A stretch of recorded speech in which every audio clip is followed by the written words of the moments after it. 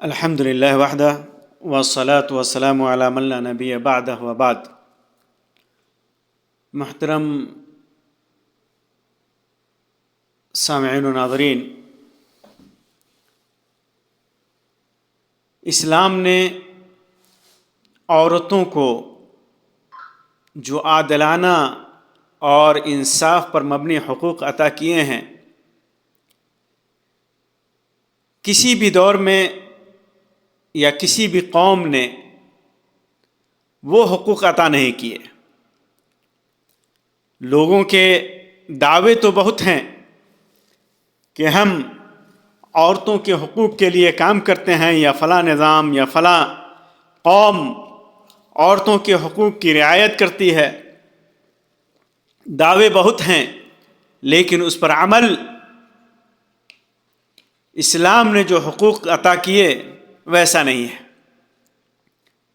چنانچہ اسلام نے جن طریقوں سے عورت کو عزت بخشی ہے، جو حقوق عطا کیے ہیں، وہ بے شمار ہیں، جن کا تفصیلی ذکر کیا جائے تو کافی وقت درکار ہوگا۔ آج کی اس مجلس میں آپ کے سامنے ان طریقوں میں سے چند کا مختصر ذکر کر دینا چاہتا ہوں۔ محترم بھائیوں، اسلام نے عورت کو عزت بخشی ہے۔ کیسے؟ اسے مرد کا نصف دیگر بنایا ہے، یعنی مرد کا آدھا بنایا ہے، یعنی اصولاً اس کے حقوق مرد کے حقوق جیسے رکھے ہیں۔ اللہ تعالیٰ فرماتا ہے وَلَهُنَّ مِثْلُ الَّذِي عَلَيْهِنَّ بِالْمَعْرُوفِ، اور عورتوں کے بھی ویسے ہی حق ہیں، حقوق ہیں جیسے ان پر مردوں کے ہیں، اچھائی کے ساتھ، بالمعروف، اچھائی کے ساتھ یہ حقوق ہیں جیسے مردوں کے ہیں، یعنی دونوں کے حقوق ایک دوسرے سے ملتے جلتے ہیں، جن کے پورے کرنے کے دونوں شرعاً پابند ہیں۔ عورت مرد کے حقوق ادا کرے گی اور مرد عورتوں کے حقوق ادا کریں گے۔ اسی طرح اسلام نے عورت کو جو عزت دی ہے وہ بطور ماں بہت بڑی عزت دی ہے۔ اسے باپ سے بھی زیادہ حق اور احترام دیا ہے۔ ایک شخص نے پوچھا، اے اللہ کے رسول صلی اللہ علیہ وسلم، میرے اچھے سلوک کا سب سے زیادہ حقدار کون ہے؟ تو اللہ کے نبی صلی اللہ علیہ وسلم نے فرمایا تیری ماں۔ اس نے کہا پھر کون؟ تو فرمایا تیری ماں۔ پھر پوچھا پھر کون؟ فرمایا تیری ماں۔ پھر پوچھا پھر کون؟ تو فرمایا تیرا باپ۔ کئی مرحلوں کے بعد اللہ تعالیٰ نے اللہ کے رسول صلی اللہ علیہ وسلم نے ماں کے بعد باپ کا ذکر کیا ہے۔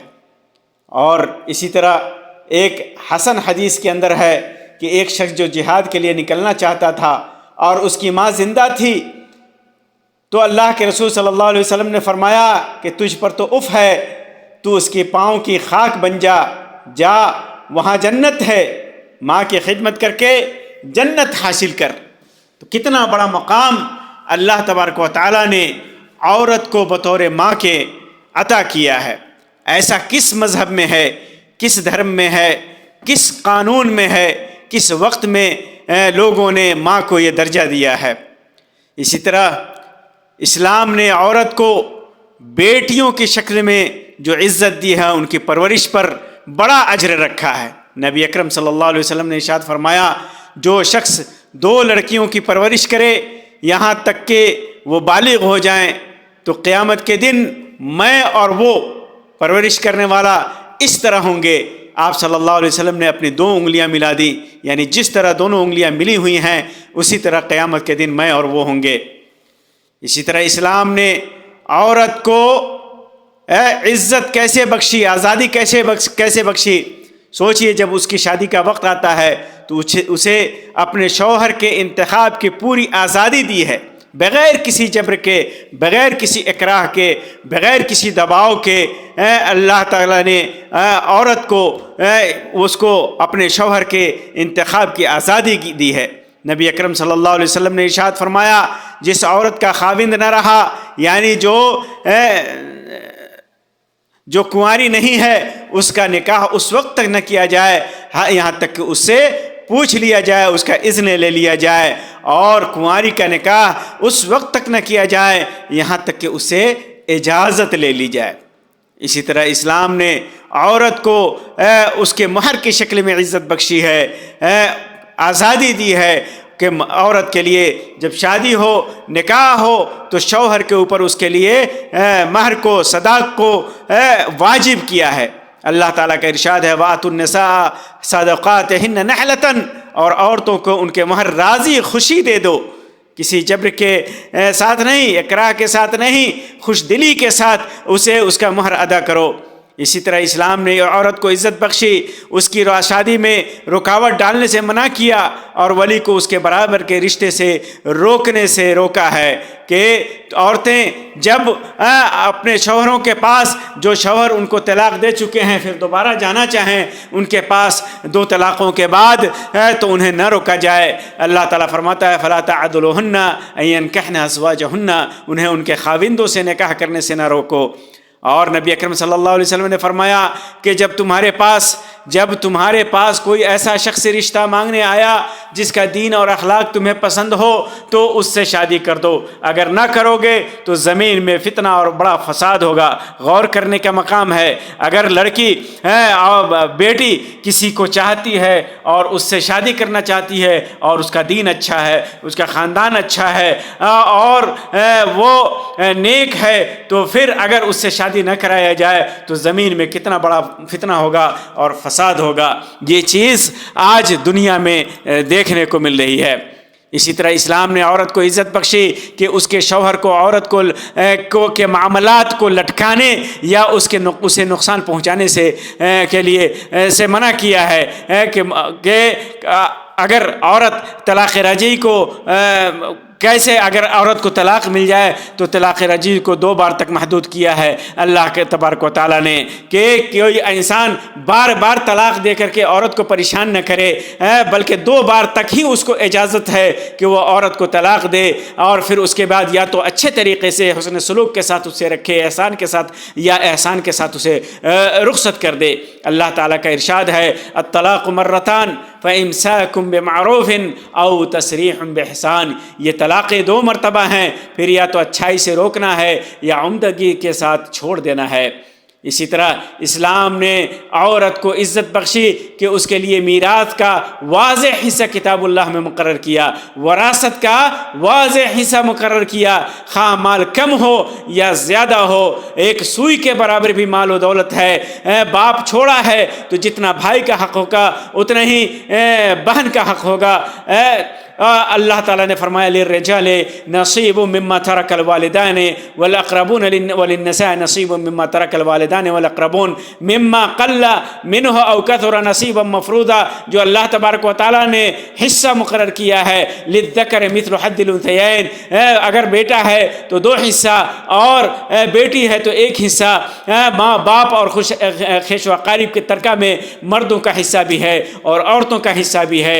جو مال ماں باپ اور خیش و اقارب چھوڑ کر مریں، خواہ وہ مال کم ہو یا زیادہ، اس میں اللہ تبارک و تعالیٰ نے دونوں کے لیے حصہ مقرر کیا ہے۔ اور وراثت کا ذکر کرنے کے بعد اللہ تعالیٰ نے خبردار کیا اور فرمایا تلک حدود اللہ ومن یطع اللہ ورسولہ یدخلہ جنات تجری من تحتها الانہار خالدین فیہا وذلک الفوز العظیم۔ یہ حدیں ہیں، یہ وراثت جو اللہ تعالیٰ نے مقرر کیا ہے، یہ اللہ تعالیٰ کی مقرر کی ہوئی حدیں ہیں، اس سے کوئی اس حد سے پار نہیں کر سکتا۔ وراثت میں حصہ بیٹیوں کو دینا پڑے گا، اور جو اللہ تعالیٰ کی اور اس کے رسول صلی اللہ علیہ وسلم کی فرمانبرداری کرے گا، ان حدوں کو مانے گا، اسے اللہ تعالیٰ جنتوں میں لے جائے گا جن کے نیچے نہریں بہہ رہی ہیں، جن میں وہ ہمیشہ رہیں گے، اور یہ بہت بڑی کامیابی ہے۔ اسی طرح اسلام نے عورت کو عزت بخشی کہ شوہروں کو حکم دیا کہ اپنی بیویوں کے ساتھ حسن معاشرت کرو، اپنے بیویوں کے ساتھ انصاف کرو، اپنی بیویوں کے ساتھ حسن سلوک سے پیش آؤ۔ وعاشروہن بالمعروف، اللہ تعالیٰ نے فرمایا کہ ان کے ساتھ اچھے طریقے سے بود و باش رکھو۔ اور نبی اکرم صلی اللہ علیہ وسلم نے فرمایا کہ تم میں بہترین وہ ہے جو اپنے گھر والوں کے لیے بہترین ہو، اور تم میں اپنے گھر والوں کے لیے سب سے بہتر میں ہوں۔ اسی طرح اسلام نے عورت کو عزت بخشی کہ اس پر مردوں کی طرح محنت اور گھر سے باہر کام کرنے کو واجب نہیں کیا، بلکہ اس کا حق سکون اور قرار کو محفوظ رکھا، اور کہا کہ عورت گھر میں رہ کر کے سکون کے ساتھ، اطمینان کے ساتھ گھر کی خدمت کرے اور شوہر کی اطاعت و فرما برداری کرے، اور شوہر کے اوپر بیوی کے لیے نفقہ کو واجب کیا، اس کا خرچ برچ جو کچھ بھی ہے، کھانا پینا لباس جو کچھ بھی ہے، یہ شوہر کے اوپر واجب ہے، عورت کے اوپر واجب نہیں ہے۔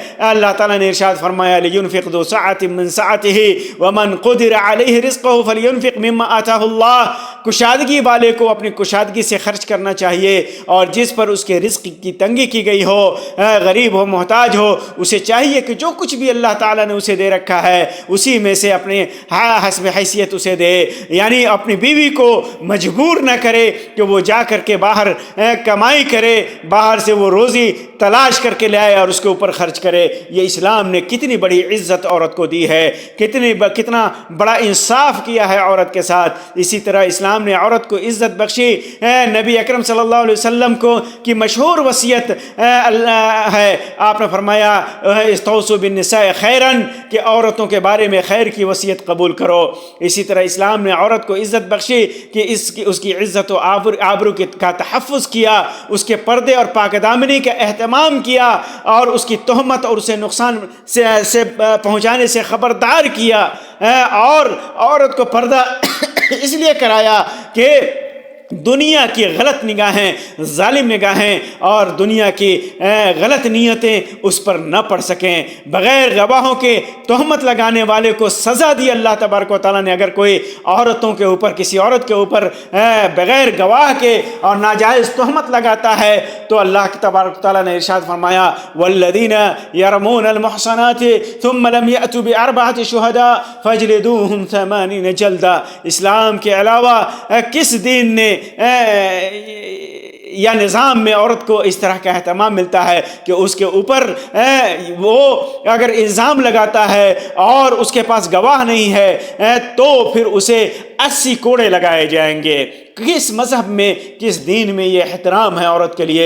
کس دین میں اس طرح کی تکریم ہے؟ یہ کیا عظیم تکریم ہے، کیا بہترین اور خوبصورت تعظیم ہے اسلام کے اندر۔ جس طرح اسلام نے عورت کو عزت دی اور اسے وہ کچھ دیا جو کسی اور کو نہیں دیا، اسی طرح اس نے بڑی ذمہ داریاں بھی وابستہ کی عورتوں سے، کیونکہ وہ اس کا مسلمان معاشرے کی تعمیر میں بڑا اثر ہے۔ اللہ کے نبی صلی اللہ علیہ وسلم نے فرمایا کہ عورت اپنے شوہر کے گھر میں نگراں ہے، ملکہ ہے، اور اپنی رعایا کی ذمہ دار ہے، شوہر کے بچوں کی ذمہ دار ہے عورت، اور نسلوں کی پرورش کرنے والی اور مردوں کو تیار کرنے والی ہے۔ کتنے اسلامی ائمہ، کتنے بڑے بڑے لوگ ماں کے گود سے نکلے، ماں کی گود ان کے لیے پہلا مدرسہ نکلا۔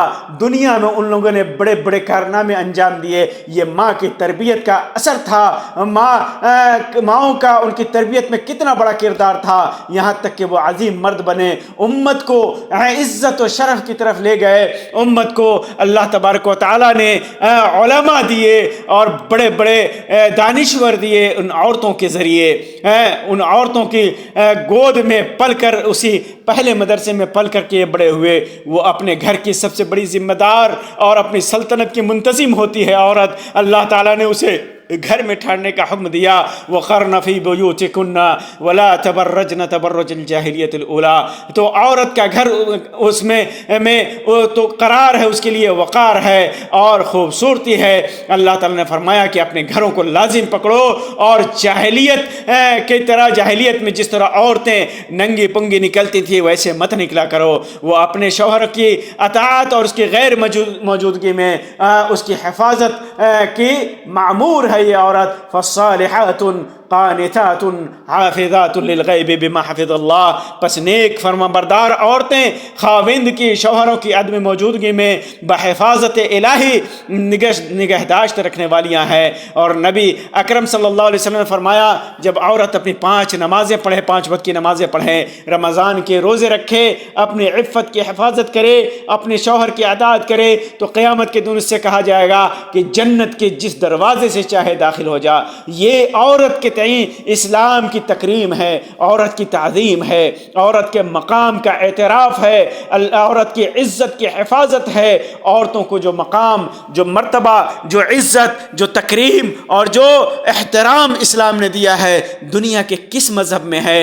دنیا لائے اور دکھائے کہ عورتوں کے یہ حقوق جو اسلام نے دیے ہیں ان کی ہاں بھی یہ حقوق ہیں۔ اللہ تعالیٰ سے دعا ہے کہ اللہ تبارک و تعالیٰ ہمیں ہر طرح کے حقوق کی ادائیگی کی توفیق عطا فرمائے، اسلام پر صحیح طریقے سے چلنے کی توفیق عطا فرمائے، اور لوگوں کے قید سے، لوگوں کے تدبیر سے اسلام کی تعلیمات کو محفوظ رکھے۔ اللہ تبارک و تعالیٰ ہماری عورتوں کو دنیا اور آخرت دونوں جگہ عزت و حفاظت اور تکریم سے نوازے۔ آمین رب العالمین، وآخر دعوانا ان الحمد للہ رب العالمین، وصلی اللہ علی خیر خلقہ وسلم، والسلام علیکم۔